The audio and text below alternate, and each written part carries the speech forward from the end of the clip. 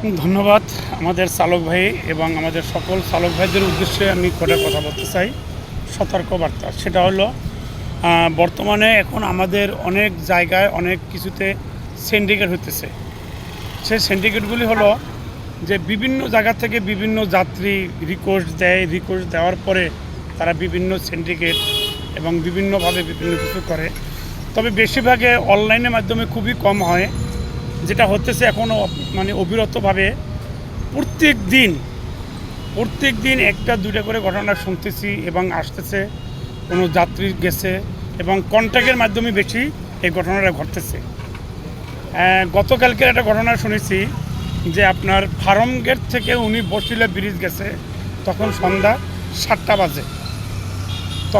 7টা বাজে। একজন ভাই বসিলা গেছে, বসিলা যাওয়ার পরে ওনাকে মারধর করে ওনার মোবাইল টোবাইল টাকা পয়সা নিয়ে গেছে এবং শুধু গাড়িটা ওনার কাছে সব কিছু দিয়ে দিয়েছে, ওনার মোবাইলটা নিয়েছে আর কিছু টাকা ছিল সেটা নিয়ে গেছে। ইদারিন কিছুদিন আগে আমাদের জাহাঙ্গীর ভাই তার মোবাইলটা নিয়ে গেছে বনানী থেকে, শুধু মোবাইলটাই তার নিয়ে গেছে। তবে এইভাবে আমাদের অনেক ভাইয়ের অনেক রাইডার ভাইদের অনেক দুর্ঘটনা ঘটতেছে। তবে আমি সকল রাইডার ভাইদেরকে বলবো, যারা যখন আপনারা কন্ট্রাক্টে যদি কখনো যান, তবে আশা করি আপনারা কন্ট্রাক্টে যাওয়ার চেষ্টা খুব কম করবেন। কন্ট্রাক্টে কেউ যাবেনই না, শুধু অনলাইন থাকার জন্য চেষ্টা করবেন। কেননা একটা ভুলের জন্য সারা জীবনের কান্না। এমন আছে আপনার জীবনে কল্লাটা কাটে দিতে পারে, এমন আছে আপনার একটা গলায় পোজ দিয়ে আপনাকে ফালাই দিতে পারে, আপনার বাইক টাকা পয়সা মোবাইল টোবাইল সব কিছু নিয়ে যেতে পারে এবং আপনাকে ছিনতাই করে সব কিছু লুটপাট করতে পারে। সেই ক্ষেত্রে তখন আপনার কোনো পাশে কেউ থাকার বা ধরার মতন বা আপনার দেখার মতন কেউই থাকবে না। যদি আপনি অনলাইনে থাকেন, সে অনলাইনে কখনো এই ঘটনাগুলি হইতে পারবে না, খুব কম। হ্যাঁ, অনলাইনে হয় না, হয়। অনেকে বলে যে ভাই আমি টাকা ভাঙ্গিতে করে আনতে গেছি, আমি দিচ্ছি, চলে যায়। এই 2 দিন আগে আমার সাথে একটা ঘটনা ঘটছে। সেটা হলো, আমি সংক্ষেপে বলে যাই, মানে ভিডিওটা বড় হবে। 2 দিন আগে যে ঘটনাটা ঘটছে, আমার সাথে একজন, আমি বাসার দিকে যাব, তখন চিন্তা করলাম বাসায় খালি যাব, একটা কন্ট্রাক্টে যাত্রী পেয়েছি, আপনার তাহলে নিয়ে যাই। ওনাকে আপনার থেকে মিরপুর থেকে ওনাকে আমি অনেকক্ষণ বসে রয়েছি। তা বাসার দিকে ডেস্টিনেশন দিয়ে বসে রয়েছি, কল নাই। আমি মিরপুর থেকে বাসার দিকে যাব, তখন এক ভদ্রলোক, মানে পাঞ্জাবি পরার, মাথায় টুপি এবং আপনার খুব বড় বড় দাড়ি, একজন হাজি মানুষ, গলায় একটা আছে, তাওয়াইল আছে, সুন্দর, মনে করেন এত দেখতে কিন্তু আমি মনে করছি যে ভালো একজন ইমাম সাহেব। ইমাম সাহেবের ভিতরে যে এতটা ইমাম সাহেব, এটা কখনো চিন্তা করতে পারি নাই। তো যাই হোক, উনি আসার পরে উনি গাড়ি চড়ছে, আমার সাথে কন্ট্যাক্ট করছে, জিজ্ঞাসা করছে ভাই পাগলা যাবেন? আমি হ্যাঁ যাবো। তা পাগলা যাব কত? আমি ওনার কাছে 600 টাকা চাইলাম। উনি বললো যে না ভাই 400 টাকা দেবো। তো আমি 400 টাকাও কিন্তু যাই। তখন উনি বলার পর আমি বলছি না ভাই 400 টাকা না, আর একটু লাগবে। তখন উনি বলছে যে ঠিক আছে আর 50 টাকা দেবো, 450 টাকা। বাস আমি রাজি হয়ে গেলাম। তো রাজি হয়ে আমি চিন্তা করছি যে ওনাকে অনেকটা নামাই দিয়ে আমি বাসায় ঢুকে যাবো। সারাদিন পরিশ্রম করছি, অনেক কষ্ট হয়েছে, বাসায় যাই।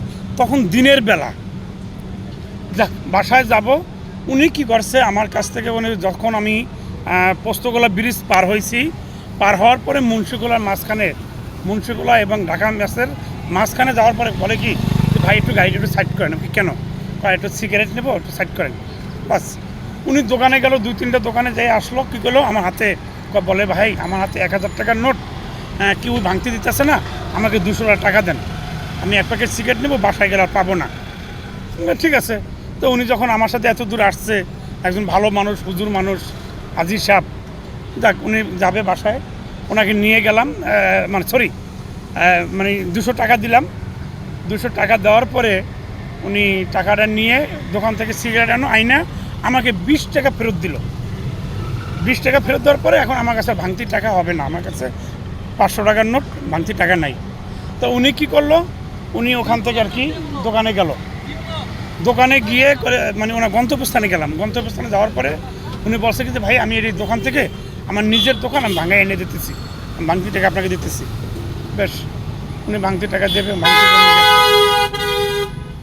তখনও আমার মাথায় এইটুকু জ্ঞান আসে নাই যে আমি তো ওনাকে 500 টাকা 450 টাকা ভাড়া আর 200 টাকা ওনাকে আমি দিছি, তাহলে কত হলো?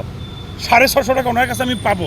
তা আমি ওনার কাছ থেকে 1000 টাকার নোট নিয়ে আমি ওনাকে বাকি টাকা ফেরত দিয়ে দিই, কিন্তু এই সিচুয়েশনটা আমার মাথায় ওঠে নাই, খেলে নাই।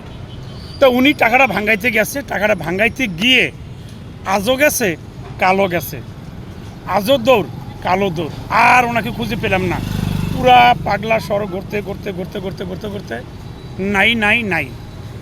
আমি আরেকটা ভুল করছি এখানে, যদি ওনার মোবাইল নাম্বারটা যদি আমি নিতাম, আজকের ওনাকে তদন্ত করে বা পুলিশের মাধ্যমে হোক, থানায় জিডি করে হোক, যেভাবে হোক আমি তদন্ত করে হলে ওনাকে বের করতে পারতাম। এখানে এই একটা ভুল করে গেছি আমি। তা যাই হোক, এটা ভুলের মাসুদ, আমি খেয়েছি, আমার দোষ। তবে আমি আপনাদের সকলকে বলবো, অনেক প্রতারক আছে, অনেক বিভিন্ন ধরনের প্রতারক আছে, বিভিন্ন ধরনের লোক এভাবে আছে। আপনারা কখনো এভাবে কাজ করবেন না, খুব সাবধান থাকবেন। ধন্যবাদ সকলকে, ভালো থাকবেন।